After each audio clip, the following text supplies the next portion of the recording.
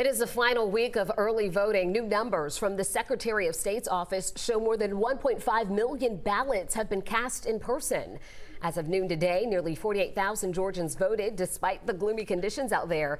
Don't forget, Election Day is coming up next Tuesday. Well, I'm sure you have noticed more and more political ads in your mailbox and on your television screens as we get closer and closer to Election Day. And with several key races here in Georgia coming down to the wire, spending on campaign ads is running at a fever pace. The money is mind-blowing, but how effective are these political ads? 11 Alive's Jerry Carnes takes a look. Before walking through the doors of her polling site, a voter who asked us to identify her only as Carol told us about the time she spent reading about the candidates and their positions. To this voter, political ads are nothing but a distraction. It's a little bit of a bombardment. It's just like, yeah, where's my mute button? Quick. Yeah, it's just too much. Candidates in Georgia's key races are spending millions. Political action committees have spent millions more on ads coming at us on television and radio. They're delivered to our mailboxes and phones.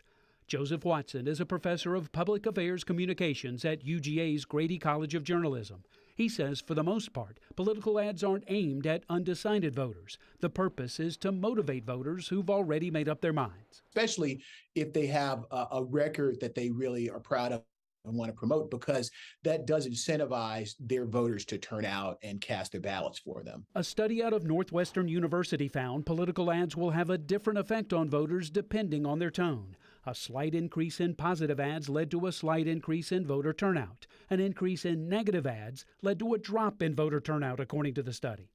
While seeing the same ad over and over again on your television may be annoying, Watson says repetition works. The same reason that teachers repeat things over and over again, and we learned our times tables over and over again, is you have to repeat something 10 plus times to get people to really remember it. While you might consider political ads to be an annoying waste of money, research indicates they do have an impact.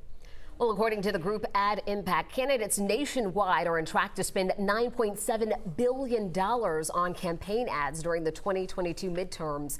That would be $500 million more than what was spent during the 2020 election cycle that included the race for president.